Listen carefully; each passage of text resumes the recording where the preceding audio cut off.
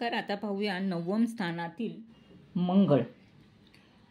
जर 9th हाऊसमध्ये मंगळ असेल तर अशी व्यक्ती यांना धन व बुद्धी खूप चांगली लाभते. यांचे भावंडे किंवा भाऊ सुद्धा खूप चांगले असतात, पण बरेच वेळा ह्यांना विचारत नाही. ही लोक स्वपराक्रमाने स्वतःचे ऐश्वर्य मिळवतात. या स्थानातील शुभ मंगळ शारीरिक व बौद्धिक पराक्रम करून ऐश्वर्य व नाव लौकिक मिळवणारा आहे. हा पराक्रम युद्ध, खेळाडू, राजकारण, डॉक्टरकीचा व्यवसाय किंवा वकिलीचा व्यवसाय व एखाद्या तत्ववक्तेचा व्यवसाय ह्या लोकांना खूप चांगली कीर्ती मिळवून देतो. व जर ह्यांनी विशेष काळजी घेतली किंवा विशेष प्रयत्न केले तर स्वपराक्रमाने आंतरराष्ट्रीय कीर्ती मिळवू शकते. इंजिनिअरिंग क्षेत्रात, वैद्यकीय क्षेत्रात, गणित, रसायनशास्त्र ह्याच्यामध्ये हे खूप चांगली कामगिरी करू शकतात. यांना पराक्रम, साहस, ज्ञान खूप चांगले मिळते. हा मंगळ ह्या व्यक्तीला प्रवासही घडवून आणतो. यांची बुद्धी तीव्र असते. हे दुसऱ्यांवर सहज छाप पाडतात. यांना जमीन जुमला खूप मिळतो. निर्यात व आंतरराष्ट्रीय व्यापारात यश व कीर्ती मिळते. हे राजदरबारीही आपले वजन ठेवतात.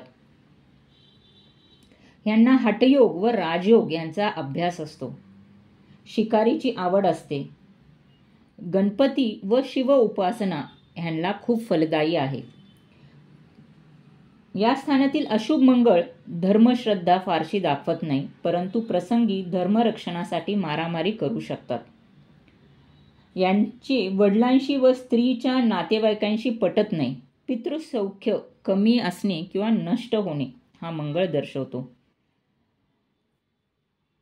नीचेचा मंगळ भाग्यहीन, दुर्बलता, शरीराची दुर्बलता, खोटे बोलणे, नास्तिकपणा, उद्धटपणा हे सवय किंवा ही स्वभाव असू शकतो. परंपरेला व कायद्याला हे लोक जुमानीत नाही.